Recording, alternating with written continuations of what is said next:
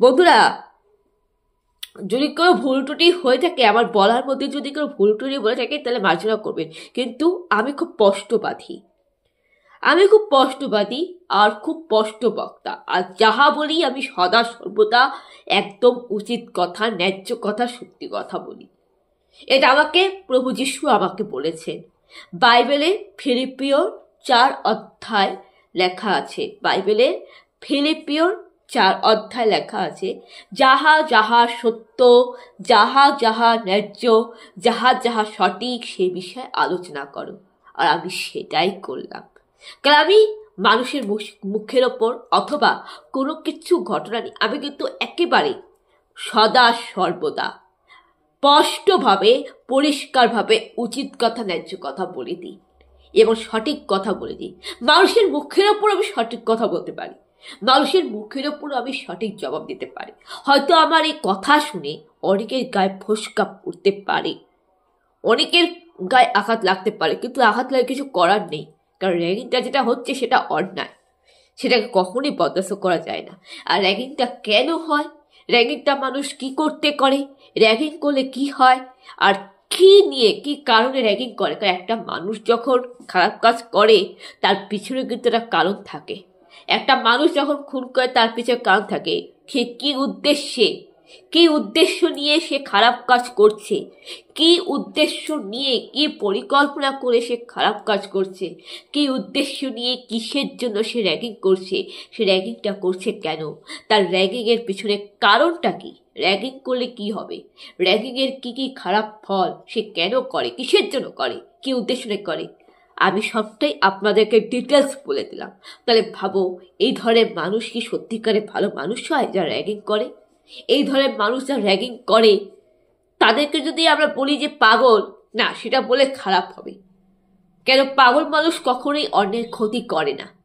পাগল মানুষ কখনোই মানসিকভাবে ভেঙে পড়া সাইকোলজি মানুষরা কখনোই অন্যের ক্ষতি করতে পারে না। যারা র্যাগিং করে তারা মন থেকে র্যাগিং করে।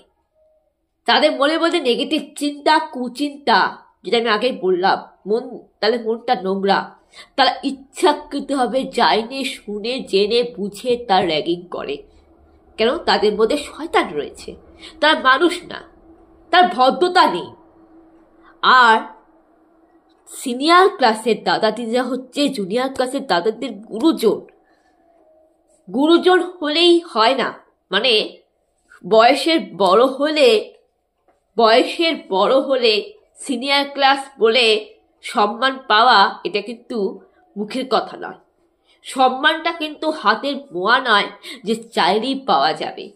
আর মহাপুরুষরা বলে, শাস্ত্রে বলে যে বয়স দেখে, সম্পর্ক দেখে সম্মান করতে নেই। সম্মানটা আসে মানুষের ব্যবহারে, সম্মানটা আসে মানুষের সৎ আচরণে, সম্মানটা আসে যে যার চরিত্র ভালো, যার মধ্যে ক্যারেক্টার রয়েছে, যে ব্যক্তি হনেস্ট, সৎ, যে ব্যক্তির মধ্যে হিউম্যানিটি রয়েছে, যে ব্যক্তির মধ্যে মানবতা রয়েছে, যে ব্যক্তির মনটা, হৃদয়টা পরিষ্কার, যে ব্যক্তির মধ্যে প্রেম, দয়া, শান্তি, ক্ষমা, ভালোবাসা রয়েছে, যে ব্যক্তির মধ্যে কোনো রকম হিংসা নেই, কোনো রকম নেগেটিভ দিক নেই, কুচিন্তা নেই, যে ব্যক্তির মধ্যে সবকিছুই পজিটিভ, যে ব্যক্তির মধ্যে সবকিছুই সুন্দর, যে ব্যক্তির মধ্যে প্রেম রয়েছে, ভালোবাসা রয়েছে, শান্তি রয়েছে, দয়া রয়েছে, যার মনটা পবিত্র, যে ব্যক্তি একেবারেই চরিত্রবান, ক্যারেক্টার্স ভালো, যে ব্যক্তির মধ্যে সৌজন্য বোধ রয়েছে, যে ব্যক্তি সভ্যতা, ভদ্রতা, শিষ্টাচার জানে, যার মধ্যে ম্যানার্স রয়েছে, যার মধ্যে রেনোভেশন, সংস্কার রয়েছে, যার মধ্যে কালচার রয়েছে, এবং যে ব্যক্তির গার্জেন, অভিভাবক ভালো ছিল, যে ব্যক্তির মা বাবা সঠিক শিক্ষা দিয়েছে, যে ব্যক্তির পারিবারিক শিক্ষাটা সুন্দর, যে ব্যক্তি ভালো পরিবেশে বড় হয়েছে, যে ব্যক্তির বন্ধু বান্ধব ভালো, যে ব্যক্তির সৎ সঙ্গতি রয়েছে, যে ব্যক্তির পারিবারিক শিক্ষা ভালো, যে ব্যক্তির ব্যবহার আচরণ ভালো, যে ব্যক্তি ছোটদের সাথে ভালো ব্যবহার করে, যে ব্যক্তি জুনিয়র ক্লাসের নিচু ক্লাসের স্টুডেন্টদের সাথে ভালো ব্যবহার করে, যে ব্যক্তি ছোটদেরকেও সম্মান করে, যে ব্যক্তির মধ্যে ম্যানার্স রয়েছে, যে ব্যক্তি এটা বুঝে যে বড়দেরকে যেরকম শ্রদ্ধা ভক্তি করা উচিত ছোটদেরকেও শ্রদ্ধা ভক্তি করা উচিত, যে ব্যক্তি বুঝে যে সিনিয়র ক্লাসের দাদা দিদিদের যেরকম প্রণাম করা উচিত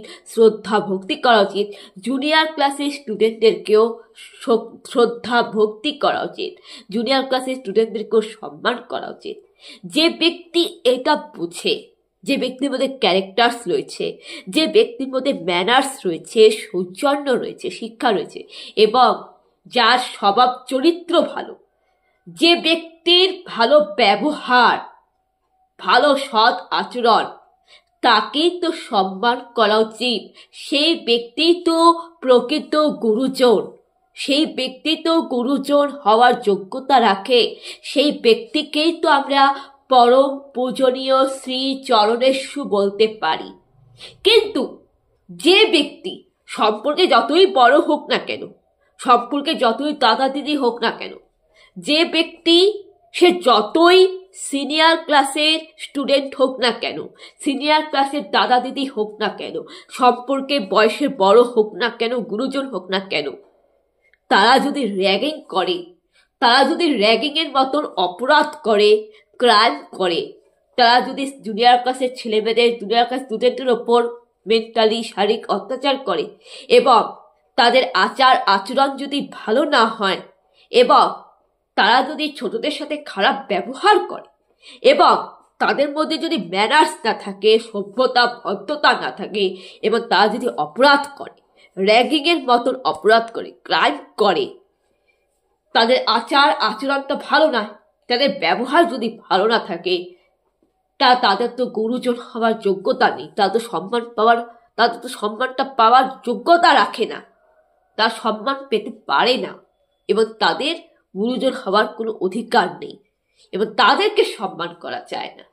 সম্মান তাকে করতে হয় যেসব গুরুজন মানুষ, যেসব বয়সের বড়রা প্রকৃতভাবে সম্মান পাওয়ার যোগ্যতা রাখে এবং গুরুজন হওয়ার যোগ্যতা রাখে, যা ছোটদের সাথেও ভালো ব্যবহার করে, বড়দের সাথেও ভালো ব্যবহার করে, যাতে আচার আচরণ ভালো। কিন্তু যারা র্যাগিং করে তাদের কি আচার আচরণ ভালো হয়? মোটেই ভালো হয় না। যাদের প্রকৃত ব্যবহার ভালো, যারা সৎ, যারা ভালো মানুষ, তারা কখনোই র্যাগিং করবে না, তারা কখনোই র্যাগিংয়ের মতো খারাপ কাজ করবে না।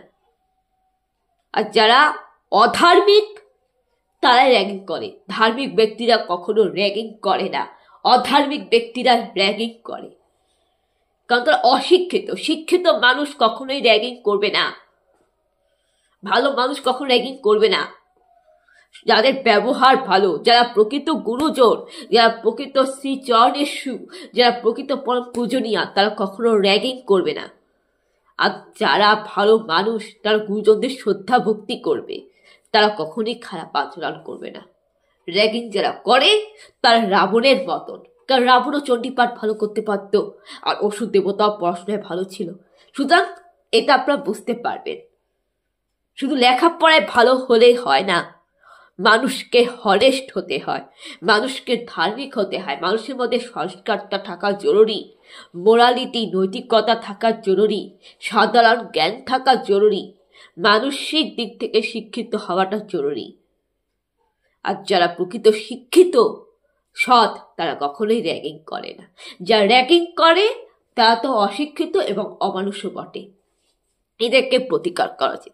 র্যাগিংকে অ্যাভয়েড করুন, র্যাগিংকে ইগনোর করুন, অ্যাভয়েড করুন। র্যাগিংকে সবসময় না বলতে শিখুন এবং র্যাগিংয়ের প্রতিকারের জন্য আপনারা প্রতিবাদ করুন, র্যাগিংয়ের প্রতিরোধের জন্য লড়াই করুন, সবাই একজোট হন এবং সচেতন থাকুন, সজাগ থাকুন। আমাদেরকে সজাগ থাকতে হবে, সচেতন থাকতে হবে যে র্যাগিংটা যেন না হয়, র্যাগিংটা যেন বন্ধ হয়। কেন একটা র্যাগিং মানুষের জীবনে অন্ধকার ডেকে আনে, একটা র্যাগিং মানুষের লেখাপড়ার ক্ষতি হয়, একটা র্যাগিং একটা মানুষের জীবন থেকে তার সুন্দর লাইফটাকে মুছে দেয়। একটা র্যাগিং মানুষের জীবনের শিক্ষার কেরিয়ারের ক্ষতি করে, লেখাপড়ার বাধা সৃষ্টি করে। একটা র্যাগিং যেখানে শিক্ষাঙ্গনে, শিক্ষা জগতে একটা অন্ধকার নেমে আসে। আমরা কোথায় ঈশ্বরের কাছে প্রার্থনা করি যে শিক্ষার আলোর প্রসার ঘটুক, শিক্ষাটাকে সুন্দরভাবে এগিয়ে নিয়ে যেতে। শিক্ষার মধ্যে আলো থাকবে এবং শিক্ষা হচ্ছে প্রকৃত ধর্ম, শিক্ষা হচ্ছে শক্তি। শিক্ষার মাধ্যমে